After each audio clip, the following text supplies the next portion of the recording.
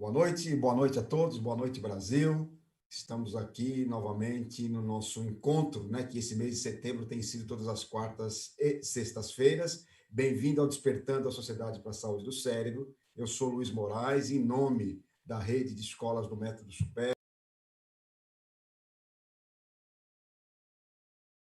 estarem aqui, principalmente em virtude da nossa proposta. A nossa proposta é levar para a sociedade informação, a nossa proposta é dialogar com a sociedade, fazendo, acho que, com que a sociedade entenda que falar de saúde mental, em especial, falar da demência, é algo premente na sociedade mundo afora.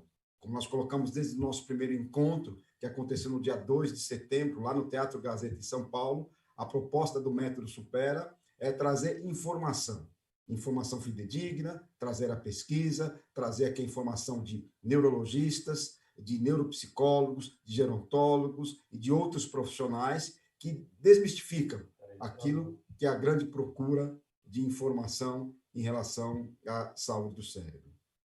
Dentro dessa perspectiva, agradeço a você que está conosco aí dos vários locais, né, as várias localidades do Brasil, nesse horário das 19h30 até as 20h30, buscando informação e conhecimento. É aquilo que a gente tem sempre propagado nos nossos encontros. Mundialmente, a Organização Mundial da Saúde preconiza de que de cada 3 pessoas, 2 alegam desinformação em relação à demência. E, em especial, nesse mês de setembro, a gente preconiza este evento para tratar da grande propagação mundial. A imagem travou, pede um minutinho para o pessoal que a gente vai sair e voltar para os... Pessoal, a imagem travou. A gente vai ter que sair daqui 1 minutinho e voltar. 1 minuto apenas.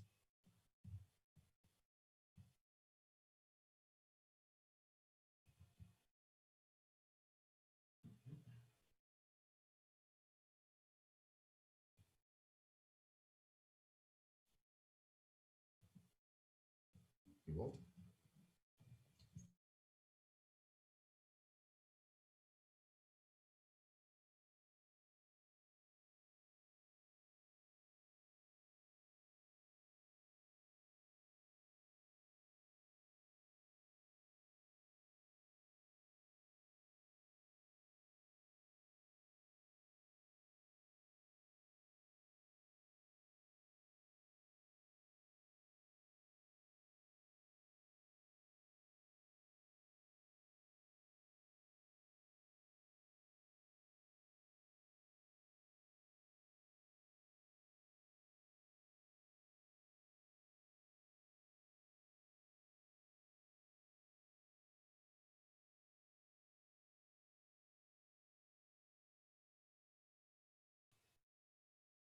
Voltamos?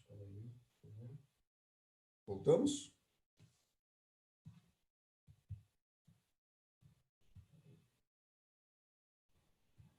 Voltamos. Boa noite novamente. Desculpe, nós tivemos aí uma pequena falha técnica de transmissão, mas estamos de volta. Então, retomando aquilo que a gente estava apresentando, o Despertando a Sociedade para a Saúde do Cérebro é um grande evento no sentido de conscientizar a sociedade para as temáticas voltadas à saúde do cérebro, à saúde mental, demência, em especial, alusivo a 21 de setembro, que é o Dia Mundial de Conscientização da Doença de Alzheimer.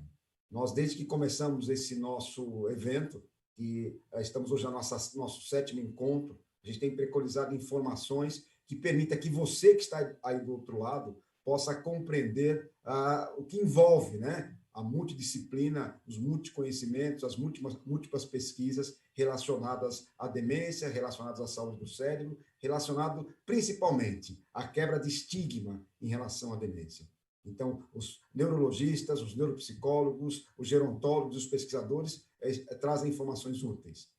Como todo encontro, né, como todas as nossas lives, a gente tem pedido a vocês que, por favor, aguardem, né, as apresentações dos nossos ilustres pesquisadores, professores e doutores. Ao final, responderemos as perguntas, né? A gente sabe que a gente não consegue responder todas as perguntas.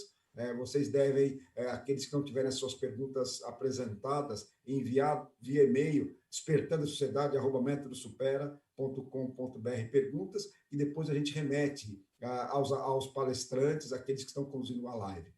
Peço a vocês que se inscrevam no canal do Supera, que que vão lhes permitir ter informações e interagir com o nosso conteúdo. Peço a vocês também que curtam, né, a nossa live, que possam propagar a nossa live para outras pessoas, divulgando para as outras pessoas. E volto a dizer a todos, o objetivo desse nosso evento, Despertando a Sociedade para a Saúde do Cérebro, é trazer informação que nos permita compreender a temática demência. Principalmente, acho que é muito importante nós salientarmos aquilo que a gente tem valorizado em todos os nossos encontros. A informação real, a pesquisa e também o grande valor que a gente tem que dar pro cuidador. Cuidador, seja ele o profissional, mas o cuidador familiar. Você que tem aí na sua família alguém acometido por uma demência e que você tem que cuidar deste indivíduo. Ou mesmo você que está passando por esta condição de ter a demência já instalada, está passando por tratamento, por cuidado, carinho, afeto, amor e a boa relação familiar é muito importante e o cuidador tem um papel fundamental. E o mais importante, informação. Então, nós já percebemos, vocês que estão conosco desde a primeira live, muitos conteúdos que foram apresentados. Existem muitos mitos em relação à demência. Existe muita pesquisa avançada, existe muita informação e, principalmente, a certeza de que nós não estamos sozinhos. Essa é a proposta, né, do Método Supera, com este evento, juntamente com vários apoiadores, principalmente com o GNCC, o Grupo de Neurologia Cognitiva e do Comportamento, a Prefeitura de São Paulo, o GAIA e várias outras instituições, em especial a Associação Brasileira de Gerontologia, através dos seus diretores, através da sua presidência, tem procurado propagar o cuidado que nós temos que ter, principalmente com as pessoas mais idosas. O tema da nossa live de hoje é um tema que é sequencial ao que já foi apresentado, né, nas lives anteriores, mas especial. A live de hoje vai tratar de cérebro saudável, a reserva cognitiva e o estilo de vida. Vocês vão perceber que é assim, fantástico a gente ter informação útil relacionada a esse tema. E para falar do tema da nossa noite, nós temos aqui dois brilhantes professores, uma doutora e uma professora, um professor e um doutor também, numa sintonia perfeita trazendo essa temática. Quem vai nos falar hoje sobre cérebro saudável, a reserva cognitiva e o estilo de vida é a professora doutora Mônica Sanches de Assuda, que é bacharel em psicologia pela USP, mestre e doutora em desenvolvimento humano pela Universidade da Flórida, Estados Unidos, professora titular da Escola de Artes, Ciências e Humanidades da Universidade de São Paulo e um grande ícone mundial na perspectiva da reserva cognitiva e estimulação cognitiva. Juntamente com ela, essa live vai ser bastante interessante em relação às outras que nós já tivemos, tanto a doutora Mônica, quanto agora o próximo palestrante, que será o doutor Henrique Salmazo, bacharel em gerontologia pela Universidade de São Paulo, mestre em ciências pela Faculdade de Saúde Pública da USP, doutor em neurociência e cognição pela Universidade Federal do ABC, docente do programa de pós-graduação em gerontologia da Universidade Católica de Brasília e pesquisador em envelhecimento cognitivo. A live de hoje vai ser uma interação perfeita entre dois brilhantes professores, pesquisadores, e que vão nos trazer um conhecimento fantástico sobre cérebro saudável, a reserva cognitiva e o estilo. Boa noite, doutora Mônica. Boa noite, doutor Henrique. Que nós possamos aqui ter conhecimento e informação. E vocês que estão do outro lado, coloquem as perguntas no chat, tenham a informação para que, ao final, nós possamos dirimir algumas dúvidas com a doutora Mônica e o doutor Henrique. Muito boa noite. Estamos aqui para aprender junto com vocês. Posso começar? Ok. Bom, então, eu gostaria de iniciar a minha participação agradecendo muitíssimo o convite da equipe Supera para estar junto com todos esta noite, todos e todas. É uma enorme alegria, um enorme prazer por poder contribuir para esta iniciativa. Eu gostaria de parabenizá-los também pela iniciativa. Acho que é muito importante falarmos sobre a saúde cerebral, sobre os temas relacionados às demências e aos cuidados que temos que ter com a nossa saúde global e, em especial, com o nosso cérebro. Nós falamos muito da saúde cardiovascular, da hipertensão, do diabetes, e muitas vezes deixamos de falar de um órgão tão importante como é o nosso cérebro.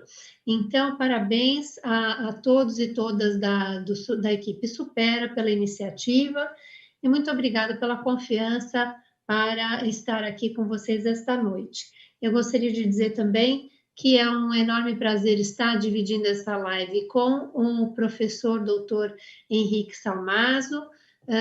Ele foi meu aluno há muitos e muitos anos atrás, no bacharelado em gerontologia da Escola de Artes, Ciências e Humanidades. Então, é um momento ainda mais especial para mim poder dialogar e discutir dados científicos com este brilhante ex-aluno. E motivo de orgulho não só para mim, mas para todos os colegas que são docentes da nossa EASH-USP. Então, eu estou pronta aqui já para começar. Nós vamos fazer um formato um pouco diferente hoje, um formato bastante dialogado. Eu e o professor Henrique montamos uma apresentação conjunta. Ele fez a maioria dos slides e ele que liderou aí a produção dos materiais. E eu vou, então, participar no início e no final, e ao final, mas a nossa intenção é seguirmos dialogando durante todo o período, porque nós achamos que pode ser mais interessante. Então, muito obrigada pela oportunidade de estar aqui com o Henrique. Bom, Henrique, por favor, fique à vontade para me interromper e para que possamos interagir, tá bom? Bom, então, o nosso título hoje é bastante desafiador, mas muito interessante o nosso tema. Nós vamos tratar da questão do cérebro saudável, em especial da reserva cognitiva e a sua relação com o estilo de vida durante o nosso desenvolvimento, durante o nosso ciclo vital. Nós começamos com alguns objetivos, os objetivos principais das nossas falas hoje. Queremos contextualizar a reserva cognitiva e as possíveis associações com variáveis de saúde, humor e estilo de vida, mas também pretendemos discutir os desafios que estão postos, né, para aqueles e aquelas que têm interesse em manter a reserva cognitiva ao longo do ciclo vital, entre adultos e também já idosos aqui no Brasil. Então, são objetivos muito interessantes para a nossa discussão de hoje. Bom, vamos iniciar então falando um pouco sobre este conceito de reserva, do que estamos falando exatamente. Vocês vão ver que podemos falar de pelo menos 2 tipos de reserva. Mas vamos falar um pouquinho vamos falar um pouco sobre como começa essa discussão, né? Então, essa é uma discussão que tem início na década de 80, quando pesquisadores perceberam, entre residentes de instituições de longa permanência para idosos, que haviam doado os seus cérebros para análises póstumas, né? Eles perceberam que entre estes 137 residentes da instituição, 10 tinham sinais neuropatológicos quando o tecido do cérebro foi examinado. Eles perceberam que 10 pessoas tinham sinais significativos, importantes da doença de Alzheimer, mas, entretanto, tinham um desempenho cognitivo excepcional, né? Estavam no mais alto nível de desempenho cognitivo. Então, foi uma grande surpresa como essas 10 pessoas podiam ter todas essas lesões típicas da doença de Alzheimer e, ao mesmo tempo, ter um desempenho cognitivo tão bom. Eles também encontraram que estas pessoas tinham cérebros mais pesados, com maior número de neurônios, sugerindo aí, então, uma robustez também biológica, anatômica, né? Então, surge, nesta época, esta hipótese da possibilidade de algumas pessoas terem maior reserva, isto é, uma possibilidade maior de suportar danos neurológicos. As pessoas teriam danos neurológicos, mas teriam alterações clínicas mais modestas em função de uma possibilidade de suportar este insulto, né? Então, essa é a ideia da reserva, em outras palavras, é uma assimetria entre o prejuízo neurobiológico, né, a quantidade de lesões, e o desempenho cognitivo da pessoa, que então não está de acordo com o estado do tecido neural, do tecido cerebral. Bom, então só este foi um pano de fundo, né? Um pouquinho um pouco da época e o contexto quando surge essa ideia da reserva. Mas hoje as pesquisas tratam destes 3 conceitos. Primeiro, uma reserva neurobiológica do cérebro, muitas vezes chamada de reserva cerebral, que é o que eu dizia há pouco, esta robustez biológica ou robustez do próprio cérebro, né? Então, muitas vezes isso foi medido por tamanho, circunferência do crânio, peso do próprio cérebro, tentativas de quantificação de número de neurônios, de densidade sináptica, né, das árvores dendríticas num determinado momento. Então, de fato, a robustez anatômica do cérebro. Outro conceito é a ideia da manutenção cerebral, que seria a nossa capacidade de preservar o nosso cérebro ao longo da nossa vida. Então, em outras palavras, um capital neurobiológico, né? Em qualquer momento da nossa vida. Então, essa ideia da manutenção do cérebro tem relação com a nossa genética, com o nosso estilo de vida, incluindo alimentação, atividade física, etc., que proporcionaria essa possibilidade de reduzir danos e, então, mantermos o cérebro em bom estado. Então, a ideia da manutenção, de preservação do cérebro. E a última é a questão da reserva cognitiva, que está no título da nossa aula, que é mais voltada para os processamentos cognitivos. Seria a possibilidade de continuar exibindo um desempenho cognitivo, um processamento cognitivo exemplar, mesmo em face à presença de prejuízos neurobiológicos, né? Então, apesar da presença da patologia cerebral. Então, esta última ideia da reserva cognitiva trata do processamento cognitivo, mesmo em face na presença da patologia, né? Então, são essas três ideias. A reserva do cérebro, a manutenção do cérebro e também a reserva cognitiva, que trata da possibilidade de um processamento excepcional, mesmo quando você tem já patologia presente. Bom, este é um gráfico bastante popular para quem estuda a questão da reserva cognitiva. Acho que é importante destacar que o professor Yakov Stern, da Universidade de Colômbia, nos Estados Unidos, é uma grande liderança nesta área e talvez a pessoa que tenha de fato chamado a atenção da comunidade científica para o tema da reserva cognitiva, né?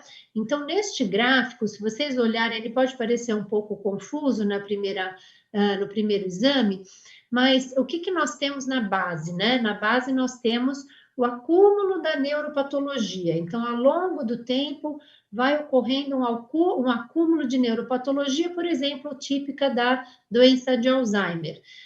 E ali no gráfico, na lateral esquerda, nós temos a ideia, a testagem, o desempenho cognitivo. Então, vamos imaginar que nós temos um grupo de baixa reserva cognitiva. Vocês, acompanhando essa linha mais baixa, vocês podem ver que o grupo que tem uma reserva cognitiva baixa, ele começa a declinar mais precocemente e atinge esse limiar quando seria possível diagnosticar a demência mais cedo do que aquele grupo que está ali na linha de cima, que teria uma reserva cognitiva mais elevada. Vocês podem ver que a linha superior, ela se prolonga mais, né? E somente quando existe um grau maior de neuropatologia, ocorre um declínio no desempenho cognitivo. Então, esse grupo atingiria o limiar típico da fase do diagnóstico da doença de Alzheimer, por exemplo, mais tardiamente, né? Então, esse é um gráfico muito clássico que ilustra de forma gráfica essa ideia da reserva. As pessoas com baixa reserva declinam, começam a declinar mais cedo e recebem o diagnóstico também mais cedo, enquanto que o grupo com alta reserva continua desempenhando muito bem, e somente quando o grau de neuropatologia está muito elevado, há um declínio cognitivo que pode até ser mais abrupto, mais intenso. Obrigada, Henrique. Bom, uma outra questão importante neste campo, como é que ele foi evoluindo, né? Os estudos epidemiológicos foram documentando que pessoas com algumas características tinham menor risco para alguns desfechos após alguns anos. Então, foram realizados estudos tanto de corte transversal, num determinado ponto do tempo, olhando associações com determinada característica e desempenho cognitivo, por exemplo, mas também estudos longitudinais que acompanharam pessoas por vários anos, e estes estudos documentaram que as pessoas que tinham, por exemplo, escolaridade mais alta, tinham, após alguns anos, menor risco de desenvolverem demências do que pessoas com baixa escolaridade. Em outras pesquisas, foi observado que pessoas que mantêm desempenho ocupacional complexo por muitos anos, também, de certa forma, ficam mais protegidas e têm menor risco para desenvolver demências. Outras pesquisas mostraram que também o envolvimento com atividades intelectuais, sociais, e agora mais recentemente também a realização de atividades físicas, essas pessoas que têm este envolvimento com essas atividades têm menor risco para o prejuízo cognitivo e para as demências. Então, são evidências epidemiológicas, né, de estudos que nós chamamos também de estudos observacionais, não são estudos de intervenção, são estudos baseados na observação epidemiológica, que mostram que algumas características e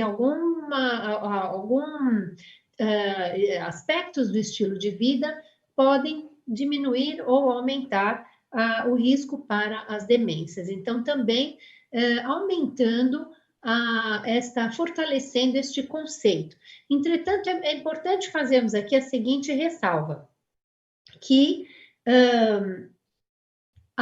o conceito da reserva, ele ainda é, de certa forma, um pouco abstrato. Ele não existe, por exemplo, uma quantificação exata da reserva cognitiva de cada pessoa. Nos últimos anos, os estudos de neuroimagem têm avançado bastante, objetivando, tentando tornar esse conceito um pouco mais preciso, mas a ideia da reserva cognitiva ainda é mais conceitual e ela é observada nestes dados, semelhantes a este que nós estamos discutindo, mas não existe ainda uma quantificação objetiva qual é o tamanho da minha reserva, do tamanho da reserva cognitiva do professor Henrique.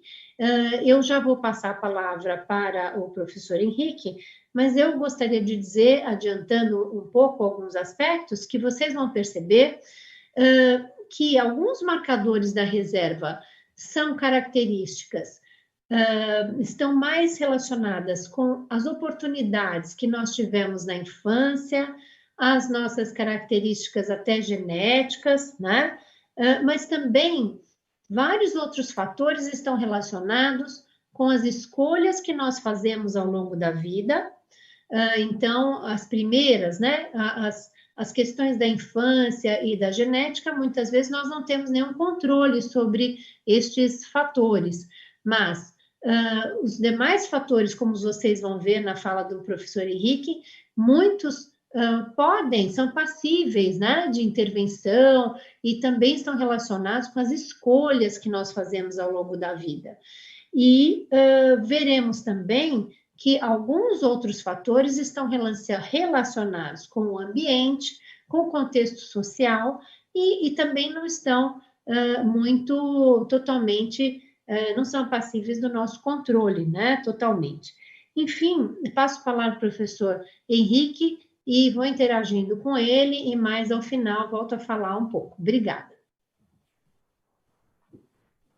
Boa noite, pessoal. Eu gostaria de agradecer ao Supera, ao Luiz Moraes, à professora Thais Bento pela oportunidade de estarmos aqui e pelo privilégio, né, de conversar essa noite com vocês e com a nossa mestre, professora Mônica Yasuda. Então, vamos, baseando no conceito de reserva cognitiva, né, nós sabemos que a questão das demências é um problema de saúde pública, né? E com base nisso, a OMS ela estabelece ações como esta aqui. Nós temos a obrigação, enquanto profissionais, pesquisadores, de discutir assuntos relacionados à prevenção, à promoção de saúde no contexto das demências. E aí mobilizando o governo, mercado, academia, a sociedade, tendo esforços conjuntos para a promoção da saúde pública, né? Então, nesse conceito da OMS, estabelecendo que as demências é o nosso alvo e que a prevenção é muito importante, ela estabelece 7 metas, né, que nós devemos alcançar, com base em ações de educação, de fortalecimento da atenção em saúde, de criar sociedades que sejam amigas da demência, que possa atuar preventivamente, e aí nós sabemos, né, com base na fala de hoje, que a reserva cognitiva, se você basicamente adotar algumas questões, tanto no começo da vida, quanto na meia-idade, na velhice, os estudos mostram que 40% da probabilidade, né, de desenvolver demência, ela poderia ser controlada, né? Então, nós temos aí uma oportunidade muito interessante de promoção de saúde. E aí eu destaco para vocês a questão da prevenção. E aí a importância de treinar os familiares e cuidadores e de levar informações para a população, dobrar a produção acadêmica, né, até 2025 e fortalecer a nossa atenção em saúde no sentido de ter um sistema de informação sobre isso, né? E aí, para o nosso bate-papo dessa noite de hoje, nós trouxemos aqui um artigo publicado na Lancet, que é o conjunto de especialistas, estudiosos no tema, que eles apresentam dados de meta-análise e revisões sobre a questão do estilo de vida e reserva cognitiva. Então, só destacando o que a professora Mônica já falou, a reserva cognitiva ela não é uma sentença, ela pode ser modificada, né? E, obviamente, que nós não temos a pretensão de dar receita de bolo para ninguém.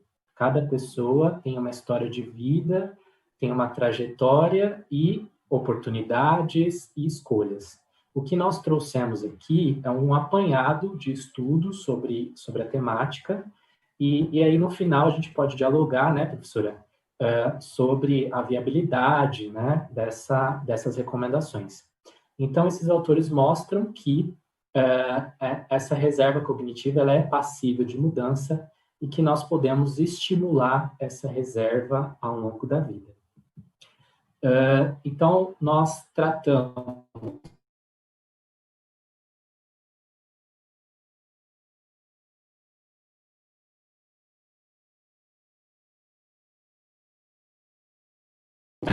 as pessoas, elas têm a questão da saúde física, que elas podem suportar melhor isso, essa neuropatologia que vai se desenvolvendo sem ter o prejuízo cognitivo, e que a cultura, a pobreza e a desigualdade social, elas são marcadores importantes, especialmente em países em desenvolvimento como o nosso. Então, o que os autores mostram é que, ao estimar os fatores de risco para a demência, nós devemos separar os países, né? Então, países latino-americanos são diferentes de países desenvolvidos, né? Então, e aí, quanto maior desigualdade, maior a pobreza, maior o arsenal, provavelmente, de mudança que nós podemos fazer. Esse artigo ele vai propor, então, um conjunto de ações que estariam envolvidas na manutenção e na ampliação dessa reserva cognitiva.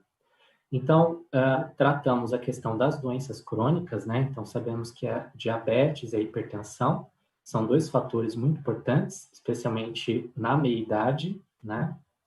A questão de traumas crânioencefálicos, o tabagismo, a poluição do ar e a obesidade na meia-idade. Então, são fatores relevantes que vão se associar com a redução dessa neuropatologia que vai ocorrendo ao longo da vida, né? E na velhice, então, desencadeando no processo demencial. Aqui nós temos a importância da atividade física, de minimizar a probabilidade de depressão, né? O consumo de álcool, especialmente o álcool excessivo, os heavy drinkers, né, que a gente chama. E aí a questão dos contatos sociais, da escolaridade, então são fatores importantes, até mesmo a questão do prejuízo auditivo, né? Então, tudo isso estaria associado ao aumento ou manutenção dessa reserva cognitiva e, do ponto de vista neurobiológico e de reserva cognitiva, atuando na prevenção das demências. Então, temos aqui um conjunto de fatores, né? Então, desde do início do nosso ciclo vital, a educação como algo poderoso, né? Que promove a reserva cognitiva. Depois, fatores na meia-idade, como a função auditiva, os traumas crânioencefálicos, doenças crônicas, como a hipertensão, consumo de álcool e obesidade.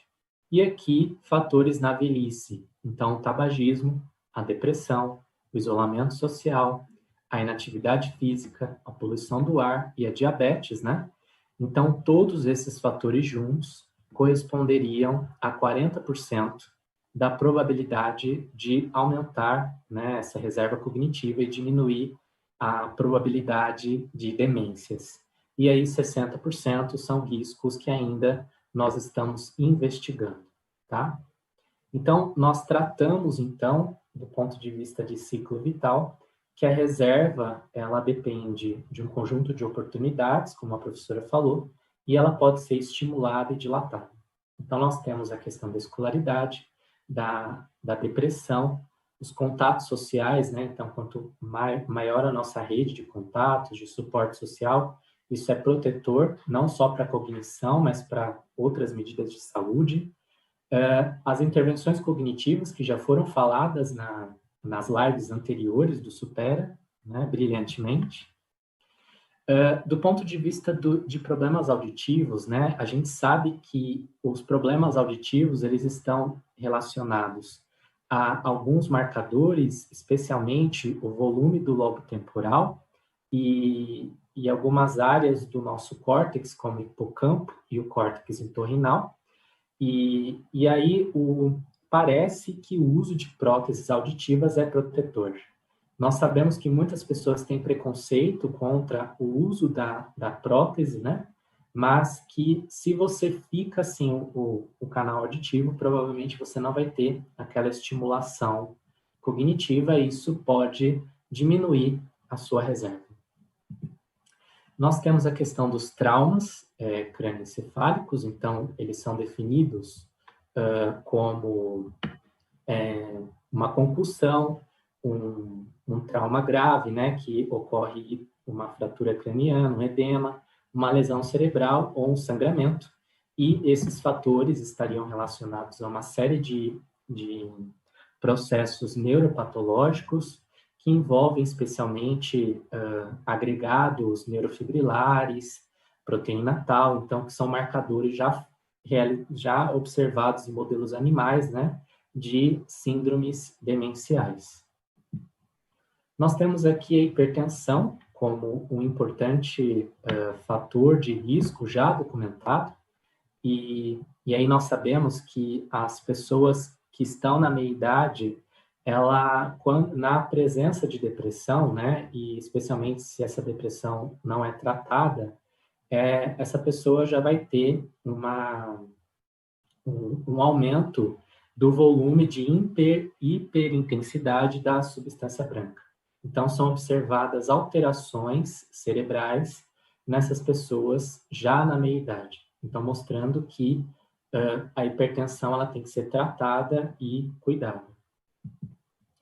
A questão da atividade física, as evidências mostram que atividades vigorosas e intensas, elas se associam a uma maior reserva cognitiva e que a atividade física ela deve ser mantida também nas demências. Então, pessoas que já possuem síndromes demenciais, elas devem ser encorajadas a continuar essa prática, porque está associado a uma maior reserva, né? E nós sabemos que a atividade física, o exercício físico, aí tem alguns estudos que controlam, né, o tipo, se é uma atividade vigorosa ou intensa, se é um treino resistido, um treino aeróbico, mostrando que eles estão associados a uma série de funções cognitivas, como a memória, funções executivas e a atenção. A diabetes, né, nós sabemos que é um marcador de risco, né, na velhice especialmente. Então, o risco de demência, ele aumenta com a duração e a gravidade do diabetes. Nós sabemos que provavelmente a diabetes está associada a uma série de eventos que ocorrem na nossa neurobiologia e que ainda os estudos estão documentando o efeito da medicação. Mas nós sabemos, né, que cuidar da diabetes é algo importante para manter a reserva cognitiva. A questão do álcool. Então, nós sabemos que as pessoas com uso excessivo têm um aumento da probabilidade de demências, mas que o consumo leve está associado a uma diminuição desse risco em comparação àquele que bebe muito e aquele que não bebe. E aí vocês vão me perguntar, mas o que é beber leve? Então, ainda nós estamos encontrando uma definição sobre isso. Cada estudo utiliza uma variável desfecho muito particular, né? Então, para algumas pessoas, beber leve pode ser uma taça de vinho, né, exagerada. Para outras, não. Então, nós estamos ainda documentando esses efeitos. A questão do tabagismo, né, a gente sabe que o cigarro, ele está associado ao aumento das demências e chama atenção a questão do fumo passivo. Então, a pessoa que não fuma, mas que reside ou que está ali convivendo com o fumante. Então, essas pessoas já possuem déficits, né, prejuízos na memória e na cognição global, mas a boa notícia é que parar de fumar se associa à redução do risco. Então, nunca é tarde para fazer uma opção de parar de fumar para aqueles que têm esse hábito. A questão da dieta e da alimentação, o que as evidências mostram que a dieta mediterrânea e a dieta nórdica, elas seriam associadas a uma maior neuroproteção. Então, essa dieta, ela tem todo as substâncias, né, que a compõem, e nós sabemos que a suplementação, ela não é eficaz. Então, suplementação de vitamina B e ácido graxo poliinsaturado não produziram achados robustos nessa temática. Essa revisão da Lancet destaca também a poluição. Então, nós sabemos que o NO2 e o monóxido de carbono, eles se associam ao maior risco às demências, e temos o destaque aqui as comunidades que vivem em situações de vulnerabilidade, né? Em ambientes que são altamente poluídos. Então, isso chama a atenção dos nossos governantes para a observação desse problema e a intervenção. E a questão do sono também a gente chama atenção sobre a importância da higiene do sono. Então, distúrbios do sono, são vários distúrbios, né, que acompanham problemas do sono, e a própria privação, elas estão associadas a uma série de marcadores neurobiológicos que se associam às demências, né? Então, é importante a gente adotar a higiene do sono como uma estratégia interessante de reserva cognitiva, e nós sabemos que os benzodiazepínicos e os hipnóticos, eles se associam a eventos adversos em saúde. Então, as evidências mostram que essas medicações, elas podem até melhorar o sono, mas tem uma série de eventos aí que ocorrem, né? Quedas, a dependência e efeitos até na nossa cognição que precisam ser cuidados. Então, agora eu passo a palavra para a professora Mônica.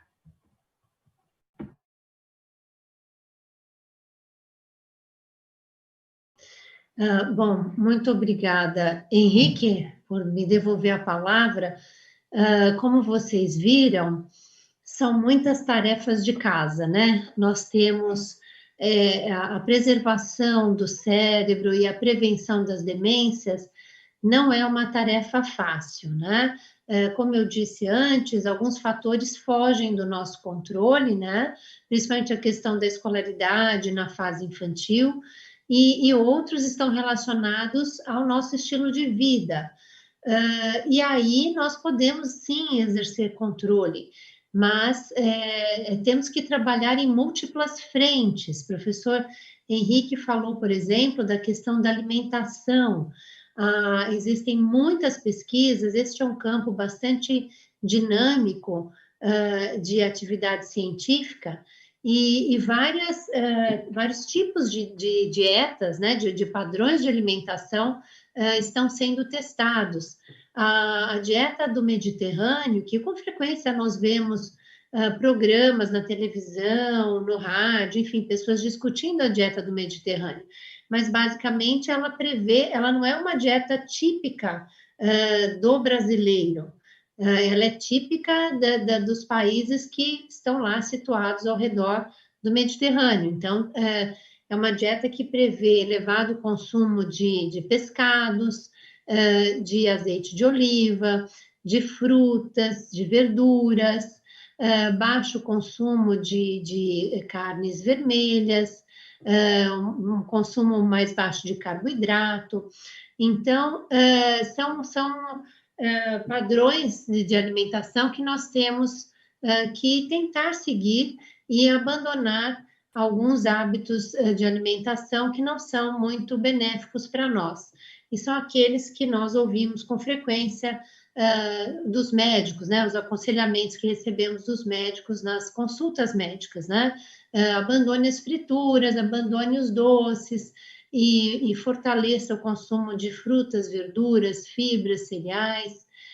Então, são escolhas que nós temos que ir fazendo. Não é fácil, como o professor Henrique disse, não existe uma receita de bolo perfeita para todas as pessoas, mas existe hoje um conjunto de recomendações, né?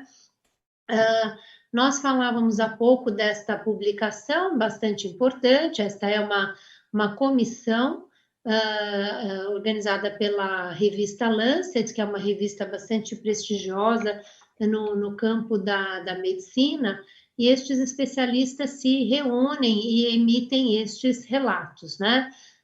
Então, neste artigo de 2020, este grupo de especialistas faz uma série de recomendações, e estas que estão listadas aqui, elas são voltadas mais para as políticas públicas, para os nossos governantes, para a sociedade civil, para que nós tenhamos diretrizes que sejam mais favoráveis ao bom envelhecimento cerebral. Por exemplo, então aqui nós temos alguns pontos que são muito importantes. Por exemplo, a qualidade e o incentivo à boa educação infantil. Então, a priorização da educação infantil para todos, em todo mundo, mas também ela deve ser, não só o acesso deve ser garantido a todas as crianças, mas também nós temos que ter educação de boa qualidade. E uma valorização também da educação infantil com um início mais precoce. Então, é muito interessante, eu discuto muito isso também com os estudantes. Eu gosto de fazer essa pergunta para os alunos, né? Qual é o fator que talvez seja o mais importante para a prevenção das demências? E os estudantes falam inúmeras coisas. Mas raramente as pessoas pensam que a educação na infância, talvez para países como o Brasil, seja talvez o fator mais importante de prevenção. Então, manter as crianças pelo maior número possível de anos numa boa escola, isto é, muito importante para o que nós chamamos de arquitetura cerebral, como as diversas áreas vão estabelecer conexões ao longo do desenvolvimento inicial das crianças, é bastante importante para o que vem na velhice. Existem estudos, por exemplo, estudos que foram feitos na Escócia, sobre crianças que foram avaliadas quando tinham 11 anos e avaliadas novamente quando elas tinham ao redor de 70 anos. E o desenvolvimento acadêmico dessas crianças na infância manteve relação significativa com o desempenho cognitivo na velhice. Então, esta é uma questão na área das políticas públicas que é de grande relevância e nós temos que pensar bastante sobre isso. Então, a educação infantil, ela tem, além de ter esse papel de contribuir para a formação do cidadão e como ele vai contribuir com a sociedade, mas também essa educação infantil ela vai gerar também uma grande economia no campo da saúde pública, postergando os quadros demenciais. Bom, depois o professor Henrique também falou sobre a questão da hipertensão e a necessidade, então, do ponto de vista das políticas públicas, de desenvolverem estratégias para diminuir o risco e também controlar. Então, não quer dizer que você tem hipertensão na meia-idade que você vai ter demência, não é algo certo, mas o que é muito importante é o tratamento também, a adesão ao tratamento. Muitas pessoas têm hipertensão e não estão conscientes, não estão cientes de que têm hipertensão. Então, são necessárias políticas públicas que preconizem o monitoramento da hipertensão para que as pessoas possam identificar precocemente que são hipertensas e também políticas que possam ajudar as pessoas a cuidar dessa hipertensão por meio da atividade física, por meio da alimentação e também por estratégias farmacológicas. E a adesão a este tratamento, que é multifatorial, né? Envolve remédio, mas envolve também alimentação e atividades físicas, pode também mitigar esse risco dos problemas cognitivos e do desenvolvimento de demências. A questão hoje, eu sempre falo que quando eu comecei a estudar este campo da memória no envelhecimento, esta ideia de um estilo de vida ativo e que isto poderia, de alguma forma, contribuir para a prevenção das demências, era uma hipótese. Mas hoje nós temos muitas pesquisas mostrando que o envolvimento com atividades físicas, principalmente, né, pessoas que atingem os 150 minutos semanais de atividades físicas, e aqui nós não vamos discutir as diferentes modalidades, existem hoje várias pesquisas que isso pode ter um benefício bastante importante para a saúde cerebral, desde aspectos vasculares, né? Pode contribuir também para a circulação do sangue no cérebro, mas também existem outras hipóteses que isso também, que a atividade física também possa nos ajudar até a preservar áreas cerebrais. Alguns estudos sugerem que pessoas que ficam em programas de atividade física por 6 meses, após este tempo, elas têm uma atrofia da região do hipocampo, por exemplo, que é tão importante para a memória, menor do que aqueles que não fizeram atividade física, né? Então, até impactos estruturais têm sido observados também entre aqueles que fazem atividade física frequentemente. A atividade cognitiva foi bastante discutida na live que a professora Thais Bento conduziu. Hoje também a comunidade científica está bastante convencida que o envolvimento com as atividades cognitivas, sejam elas atividades do trabalho, atividades que são feitas no contexto de um hobby, ou no contexto de atividades comunitárias, são muito importantes também para a preservação da cognição. E alguns trabalhos, aqui há um menor número, mas pessoas também que têm redes de contato e que estão envolvidas em clubes, em associações diversas, com atividades frequentes, com outros seres humanos, também parecem ter menor risco. Então, o desenvolvimento de políticas que incentivem estas participações, criando oportunidades para toda a população brasileira, para que as pessoas possam praticar atividades físicas que dependem também de ambientes adequados, dependem de orientação técnica apropriada, né? Então, tudo isso, as políticas públicas devem favorecer as atividades físicas, as atividades cognitivas e a participação social, que podem ser muito benéficas e podem, então, postergar os prejuízos cognitivos. E a questão da perda auditiva também, as pessoas têm que ter acesso aos aparelhos auditivos e, enquanto sociedade, nós também temos que trabalhar para diminuir o preconceito e incentivar as pessoas ao nosso redor para que usem os aparelhos auditivos, né? Visto que este isolamento, até mesmo social, que pode ocorrer decorrente da perda auditiva e o desengajamento de conversas, a não participação em conversas, a ir a um teatro, assistir a um filme por conta da dificuldade auditiva, também pode aumentar o risco. Então, são políticas, nós temos que pensar em políticas que possam ajudar também as pessoas a terem acesso aos aparelhos, né?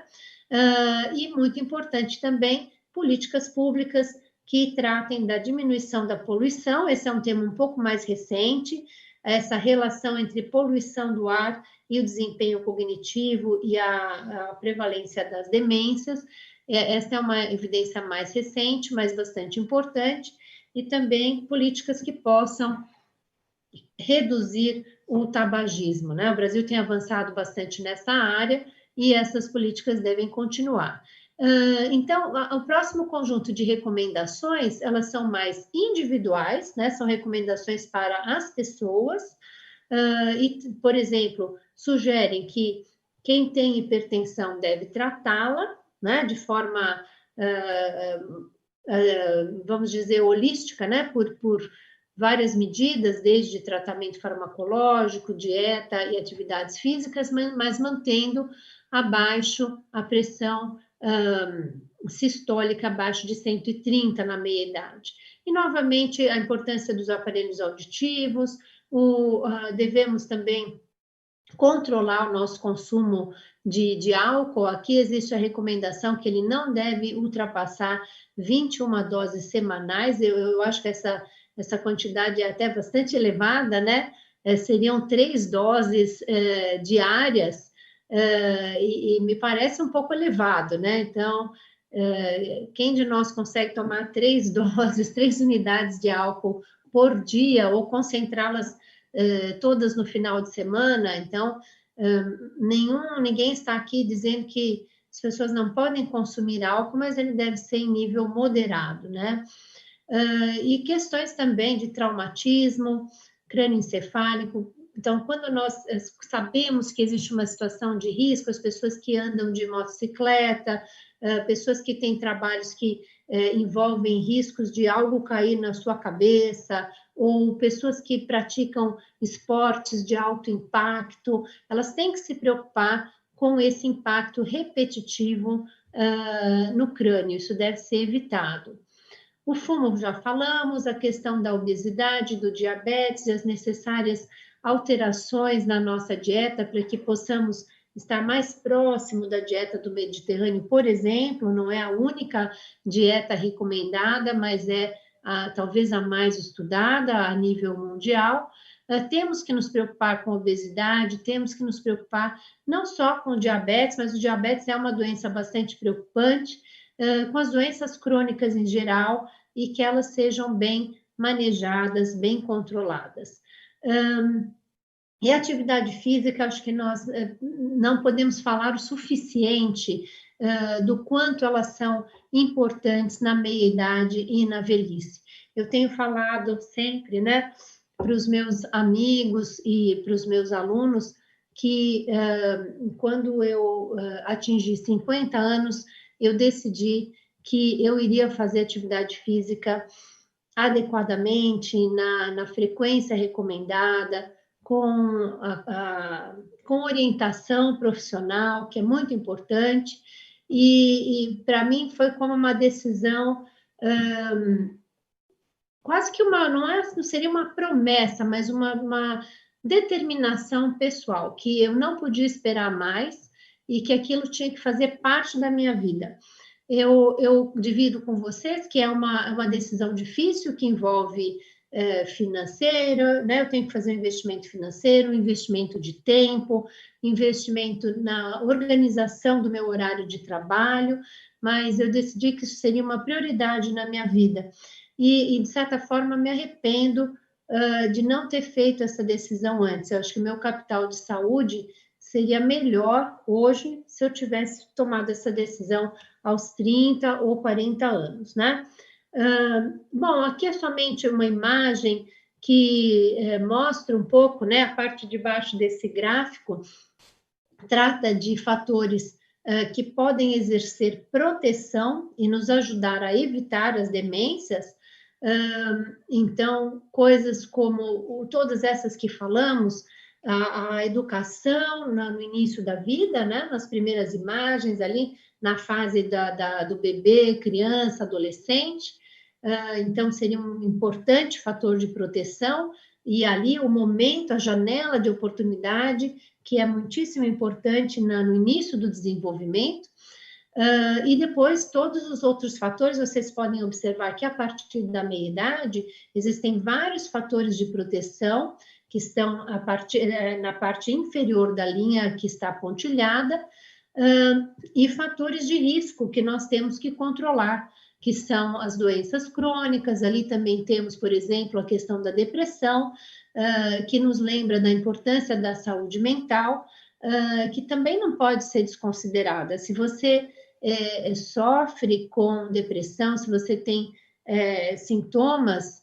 depressivos, existe uma necessidade muito importante de procurar um médico, procurar tratamento, e não desconsiderar, entendendo que a depressão não é importante. A nossa saúde mental é muito importante para o nosso bem-estar, e como observamos ali, também pode representar um fator de risco para os problemas cognitivos e as demências. Então, não vou repetir todas elas, mas era uma ilustração para mostrarmos que estes fatores de proteção e de risco, eles também têm janelas ao longo do desenvolvimento, nas quais eles são mais ou menos importantes. Bom, nós estamos nos aproximando do final da nossa fala mais organizada, né? Nós gostaríamos de destacar um estudo muito importante que foi realizado já há um bom tempo, né? A publicação principal é de 2015, mas o estudo começou muitos anos antes, que é uma intervenção chamada Finger, né? Realizada na Finlândia inicialmente, e talvez a intervenção mais bem sucedida no campo da prevenção das demências, porque nós vimos estes vários estudos que nós discutimos agora, muitos são estudos epidemiológicos baseados em observações, pessoas que fumam menos, que bebem menos, têm menos risco, menos risco, pessoas que fazem mais atividades físicas também têm menos risco, mas não são estudos de intervenção, né? E neste caso, o estudo Finger, ele é um estudo de intervenção que visa avaliar o impacto de algumas mudanças na vida das pessoas. Então, por exemplo, no estudo Finger, as pessoas que faziam parte do grupo experimental, que recebia a intervenção principal, estas pessoas receberam, por 2 anos, intervenções nutricionais, com o objetivo de tornar o padrão de alimentação das pessoas mais próximo de dietas recomendadas.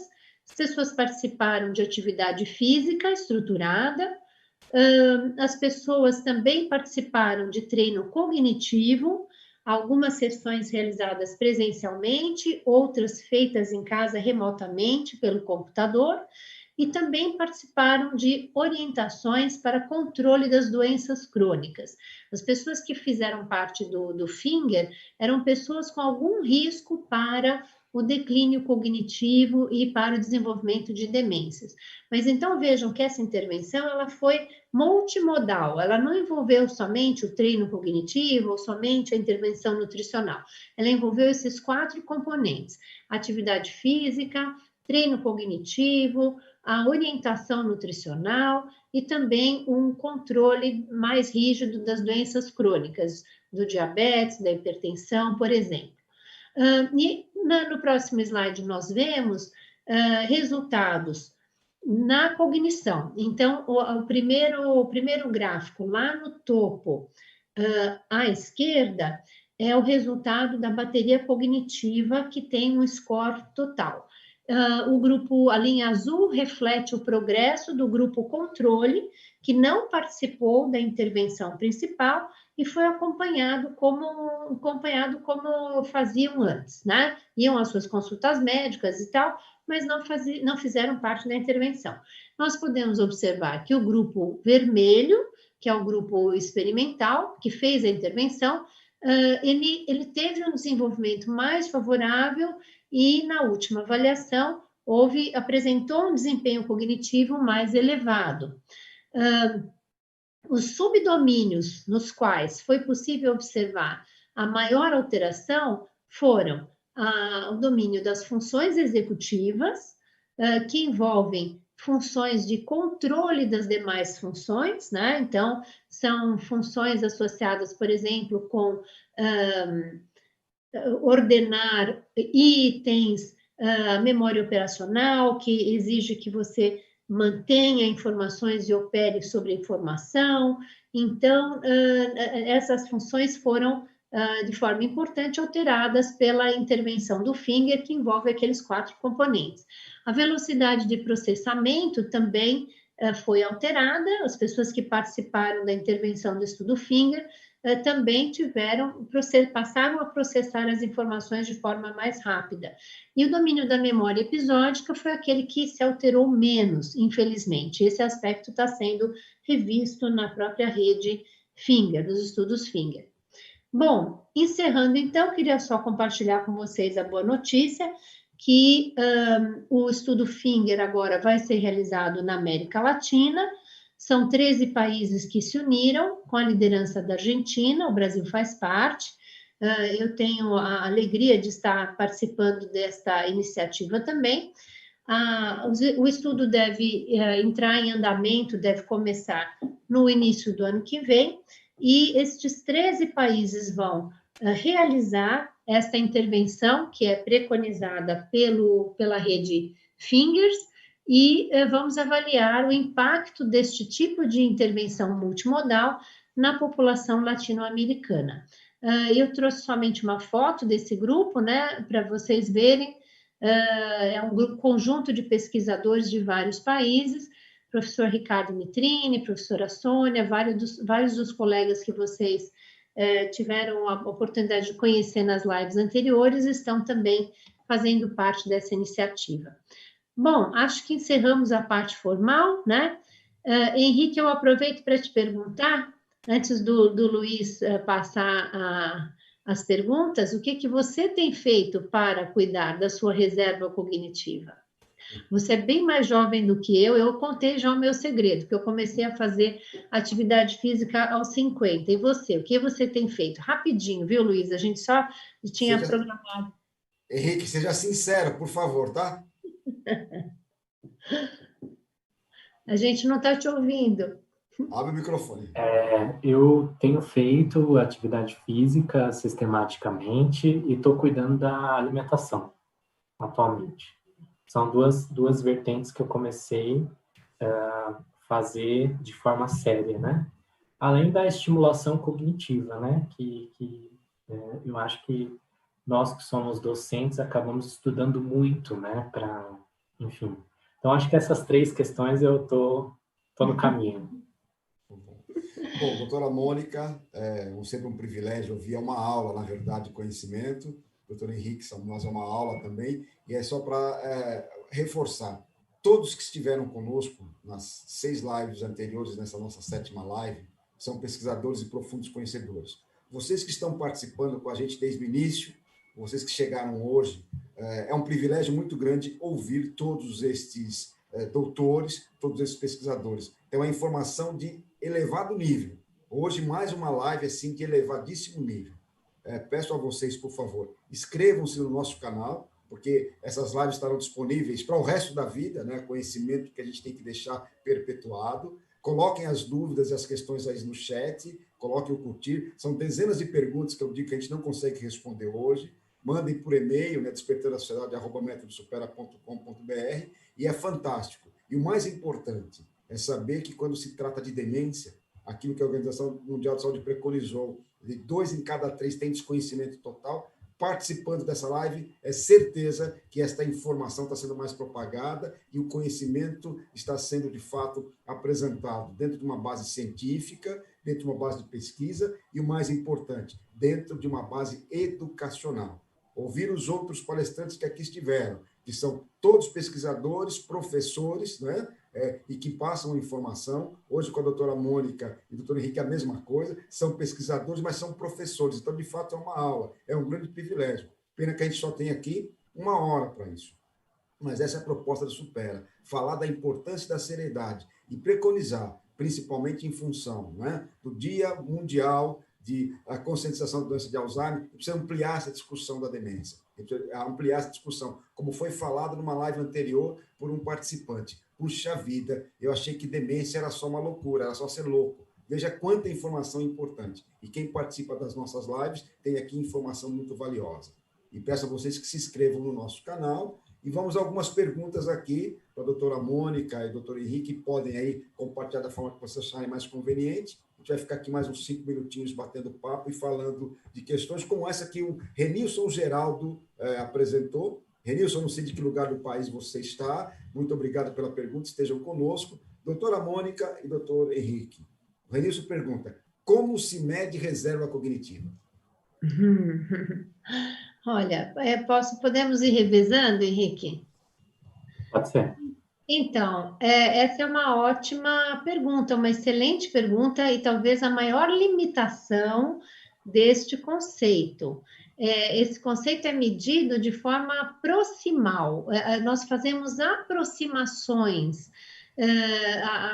Nós vamos nos aproximando desse conceito, mas de fato não há uma medida objetiva exata sobre a reserva cognitiva de cada pessoa. É mais fácil você pensar a reserva cerebral, ela é mais fácil de avaliar, porque você pode elencar critérios neurobiológicos, até mesmo como o peso do cérebro, circunferência do crânio, etc.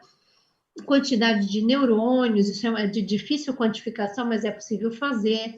Agora, a reserva cognitiva, como ela é baseada em um processamento muito eficiente, mesmo na presença de neuropatologia, a gente observa a presença da reserva cognitiva nesses dados epidemiológicos, né, nos dados de pesquisa, mas não existe uma medida objetiva. Existem questionários que tentam colocar, tentam avaliar todos esses fatores que estão relacionados a um menor risco, a um melhor desempenho, mesmo na presença de neuropatologia. Então, alguns questionários medem o envolvimento ocupacional, o envolvimento em atividades sociais, em atividades cognitivas, como uma suposta medida, mas é uma aproximação, não existe de fato uma medida objetiva da quantidade, da magnitude da reserva de cada um de nós.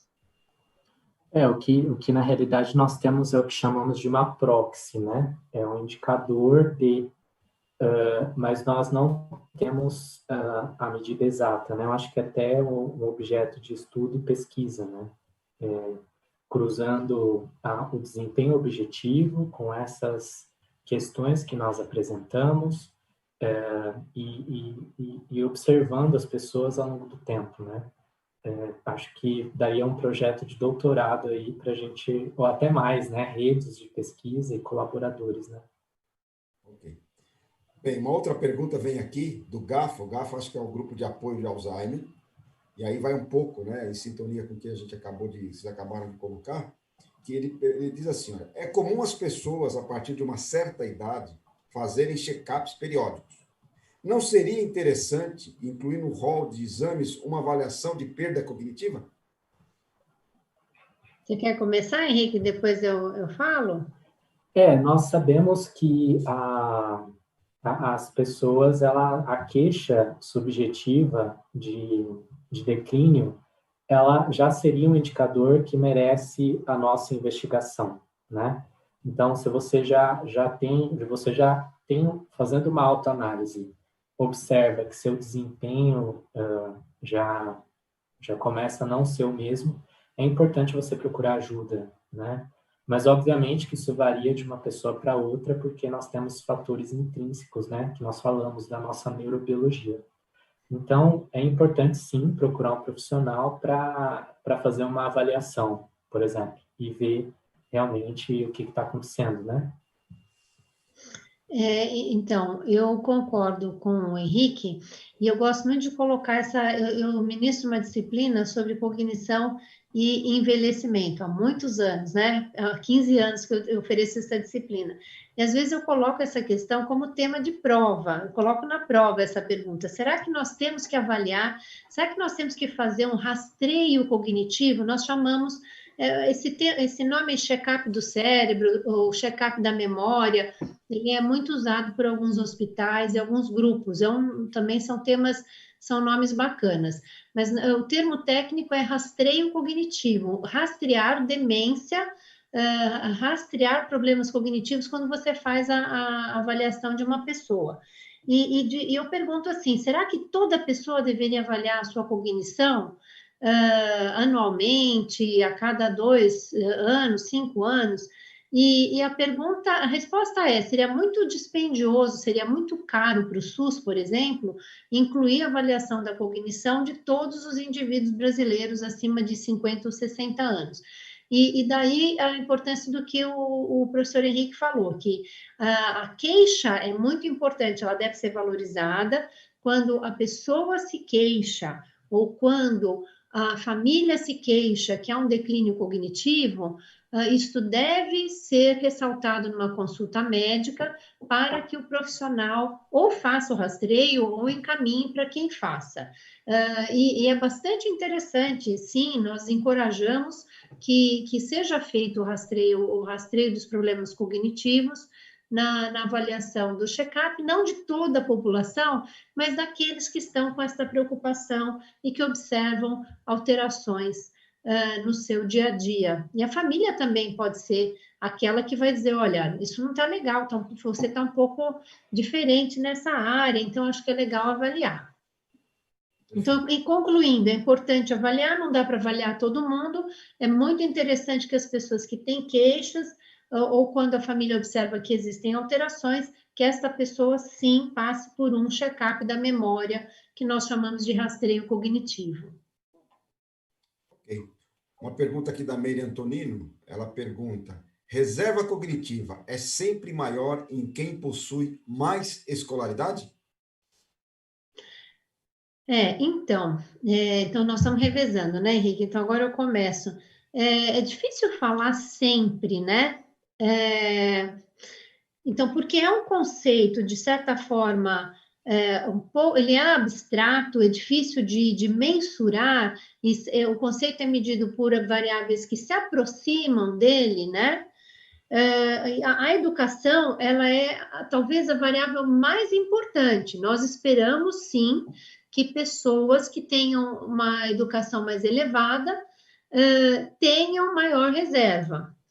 Mas, lembrando, né, as coisas não são assim binárias. A reserva cognitiva quer dizer que a pessoa que tem maior escolaridade pode ter um maior grau de neuropatologia, mas ela vai continuar desempenhando muito bem. Mas não são só esses dois fatores que existem, esses fatores interagem também com o perfil genético, por exemplo, com outros aspectos, como nós vimos, atividade física, alimentação, etc. Então, é possível que uma pessoa tenha tido uma educação longa e excelente, mas ela tenha fatores de risco muito elevados, genéticos, ou também fatores de risco do estilo de vida também muito importantes, não muito bem cuidados, e daí essa reserva pode se perder também. Você concorda, Henrique? Eu acho que nós estamos tratando de uma equação complexa, né? E de uma série de exposições. Então, eu imagino que não adianta ter escolaridade elevada se você tem outros fatores, né, que acabam atuando negativamente nessa equação, né? Então, nós sabemos que a escolaridade, ela muda a arquitetura cerebral no começo da vida. Um exemplo são os estudos com pessoas iletradas, né? O cérebro delas é diferente de pessoas que sabem ler. E existe uma questão aí, mas também tem outros fatores, como a gente está discutindo aqui. Perfeito. Uma última pergunta, a gente tem várias aqui, mas infelizmente vocês todos que estão aí querendo respostas a várias perguntas, as lives todas foram recheadas de centenas de perguntas, na verdade. Dezenas só no dia de hoje. As outras todas são centenas que vão ser respondidas, e vocês que se quiserem ter mais informações podem mandar, né, o e-mail para despertandasociedade@metodosupera.com.br para a gente responder e mandar para os nossos ilustres palestrantes. E a última pergunta, né, vamos ter duas, uma depois é para fechar, e essa é para que a gente possa também refletir. Vem aí da doutora Maria Gonçalves, ela pergunta, a criação de reserva cognitiva depende de faixa etária?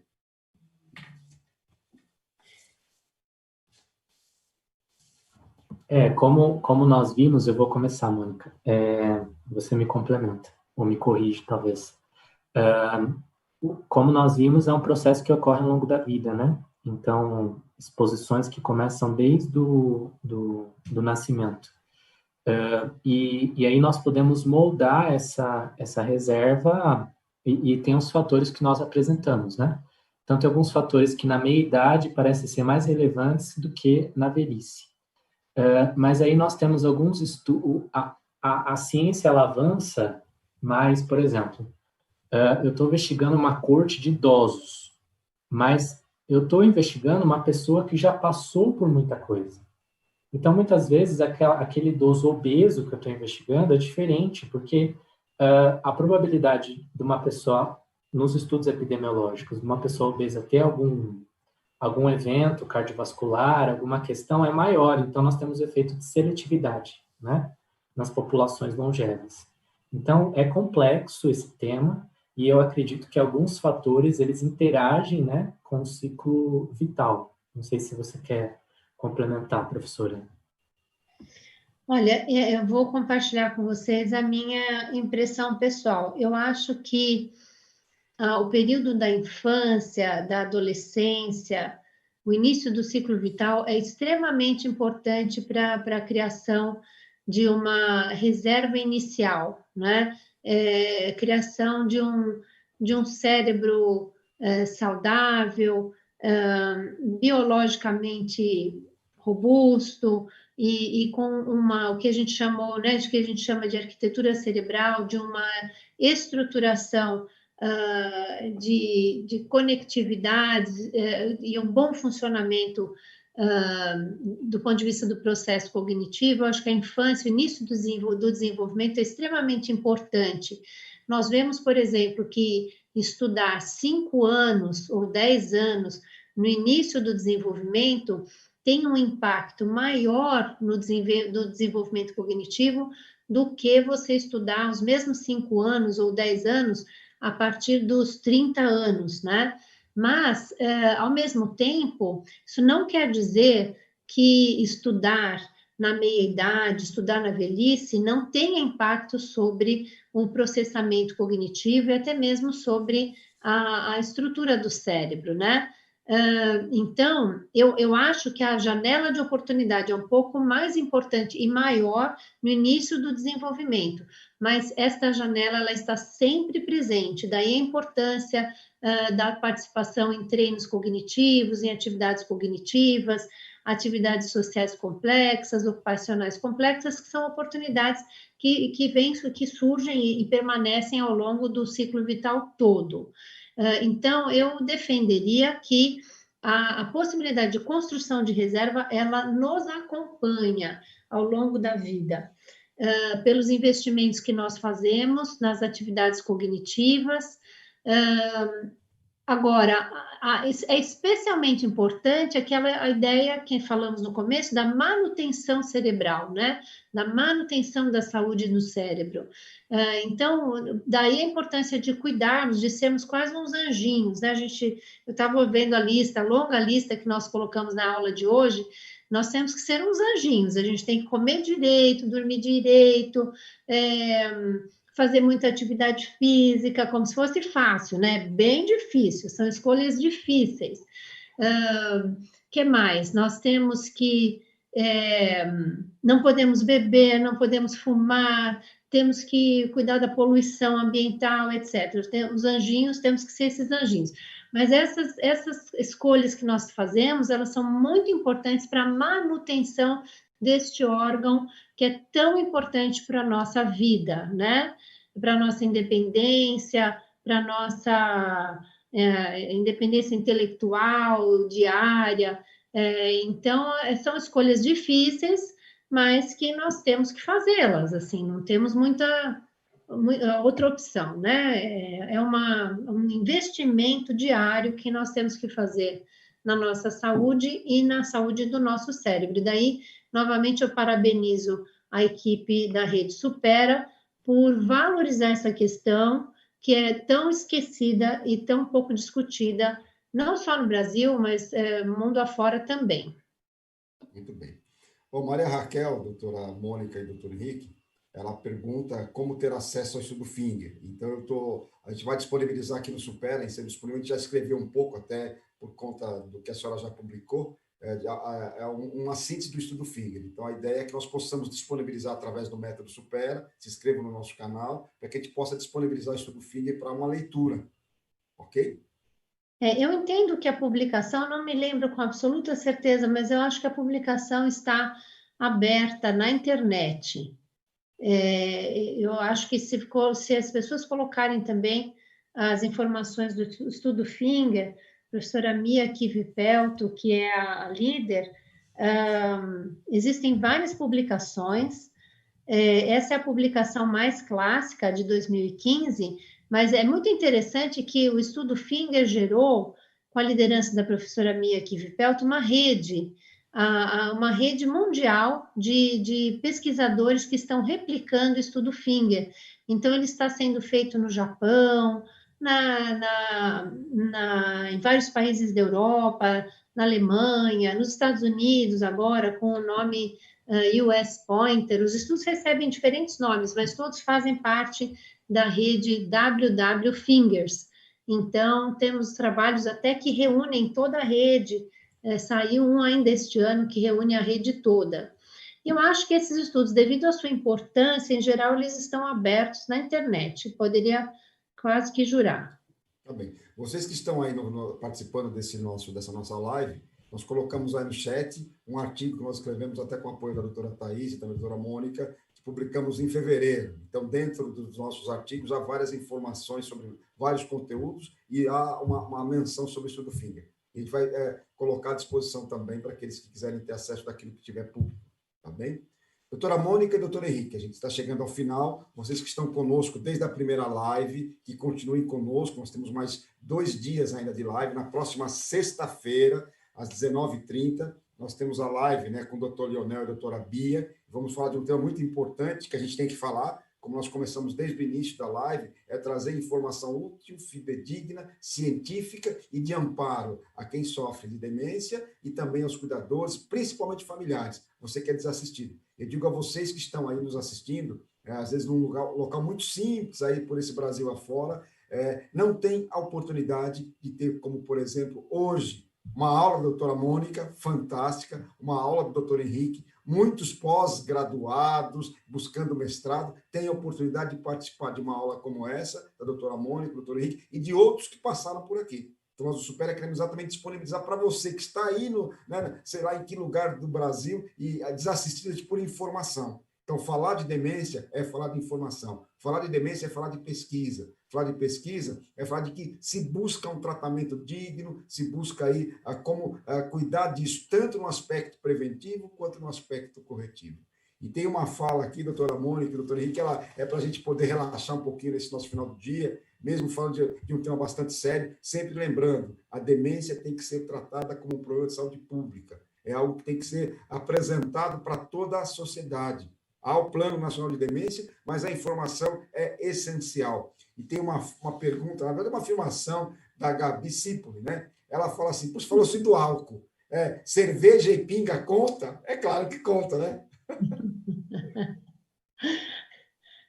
Conta sim, conta sim. Conta sim. Então, para encerrar nossa live, eu queria pedir a vocês, primeiro agradecê-los por estar aqui. Eu, Luiz Moraes, fico muito orgulhoso. Nós da Rede Supera, mais orgulhoso ainda por poder levar a informação do nosso franqueado, o nosso aluno, você que é nosso convidado, né, a participar dessas informações com todas as empresas e instituições que apoiaram estas lives. Lembrando que na próxima sexta-feira nós estaremos aqui às 19h30 com a live Cuidados no Fim da Vida, do doutor Leonel e da doutora Beatriz. E esse é um tema que a gente tem que tratar também. Então, quando a gente fala de perdas de entes queridos, pessoas que a gente conhece, a demência também leva a essa perspectiva da gente ter o fim da vida. E a gente tem que falar disso, como é que a gente cuida desse tema. É a nossa próxima live, na próxima sexta-feira, às 19h30. Inscreva-se no nosso canal, informações valiosas. E eu queria aqui me despedir, Luiz Moraes, em nome de toda a Rede Supera, agradecer vocês por estarem conosco desde a primeira live, lá no Teatro Gazeta, em São Paulo, dizer que nós teremos ainda muita informação na próxima sexta e na última live nossa, que será dia 30, quarta-feira, nesse mês de conscientização mundial da doença de Alzheimer e ampliar essa divulgação, essa propagação do conhecimento, falando da demência como um todo, é um grande problema. Doutora Mônica, muito obrigado. Doutor Henrique, muito obrigado. Vocês que estão conosco, muito obrigado. E como todas as lives, nós pedimos aos nossos ilustres palestrantes, professores, doutores, que nos dêem uma mensagem final. Então, o final da live é uma mensagem da senhora, doutora Mônica, do doutor Henrique, e eu fico por aqui agradecendo a todos vocês e na próxima sexta-feira nos encontramos. Uma ótima quinta-feira, um ótimo dia. Nós, Supera, e eu, em particular, Luiz Moraes, agradeço muito pela oportunidade de trocarmos informações. Uma boa noite a todos, até a próxima sexta-feira. Bom, então, posso passar minha mensagem final? Eu vou aqui, estou inspirada num dos meus alunos de pós-graduação. Eu não vou falar o nome dele, porque talvez ele não goste que eu fale, mas outro dia ele escreveu uma coisa muito importante no Facebook. Ele mostrou uma foto dele correndo e ele colocou assim: eu estou cuidando do que eu tenho.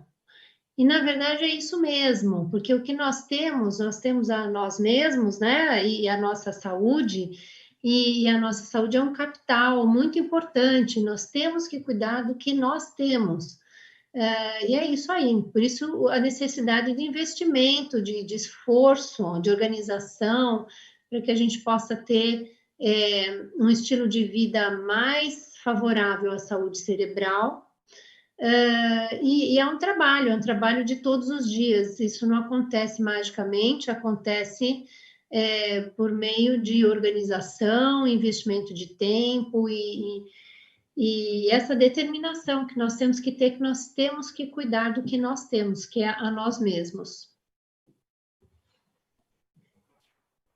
Bom, na mesma linha, eu gostaria de falar que o envelhecimento é uma conquista social, vivemos mais e temos que viver bem com qualidade, né? Então, o nosso convite, o nosso apelo é que nós possamos fazer um autoexame e cuidar do que temos, né? Que possamos chegar na velhice com condições satisfatórias de vida, de cognição, de saúde, né? E estamos aqui para refletir, debater. Então, nós agradecemos ao Supera pela oportunidade, pelas discussões e ficamos à disposição, né, para continuar os debates e para a gente amadurecer algumas questões que foram trazidas aqui essa noite. Então, nós agradecemos a todos. Muito obrigado. Obrigada.